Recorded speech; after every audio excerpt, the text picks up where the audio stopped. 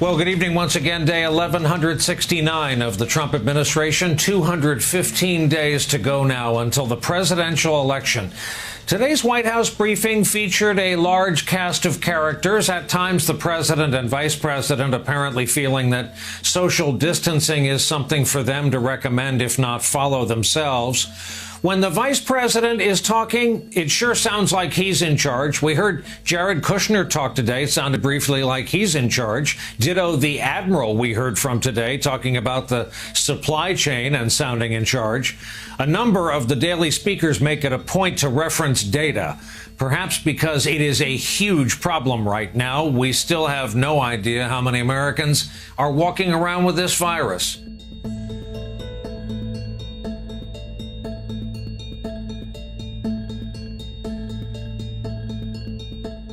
The biggest message from the president today: the states should be handling this. As he put it, speaking on behalf of the federal government, we're a backup.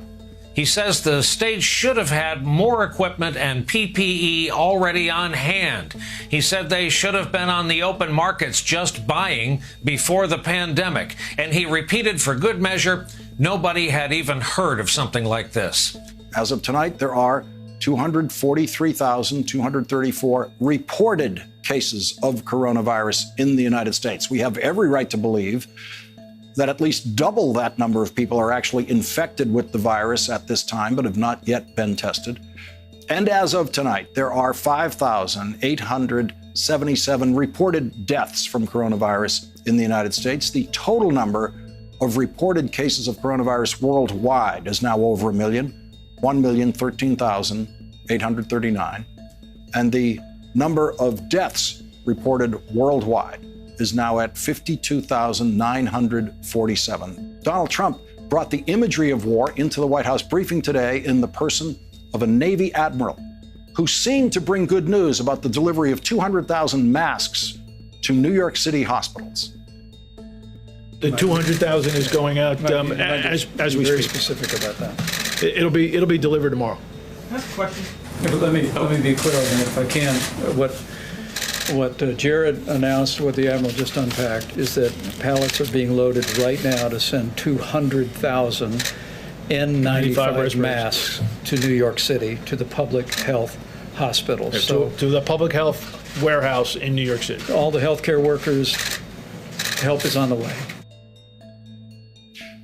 Help may be on the way to the hospitals or the warehouse?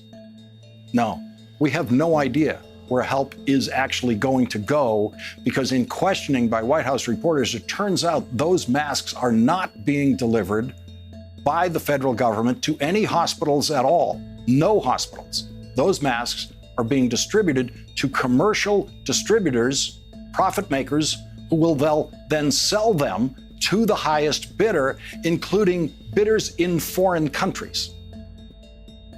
This product that we're moving is primarily commercial product that would enter the commercial system and be distributed through financial business transactions between hospitals and these distributors. So just to clarify, that explains why states say they're bidding like they're on eBay, because the supplies are going to the private sector, and then they have to go there to get the supplies. That's normally how things. That's normally how things work, right? So I'm not here to disrupt a supply chain. Disrupting the supply chain is exactly what you are supposed to do in war. Disrupting the supply chain is exactly what the governors and hospitals are asking for. They are asking the federal government to take complete control of this process, not leave it to the war profiteers who have states bidding against each other, only to then have the federal government come in and suddenly outbid them all on those same masks that they delivered to that warehouse. And when the federal government buys those masks back, as it might, we're finding that states that vote for Donald Trump and have Republican governors who Donald Trump aligns himself with get whatever they want when they ask the federal government for it. Even the states that haven't been taking the reasonable precautions that New York and California have been taking and other states have been taking,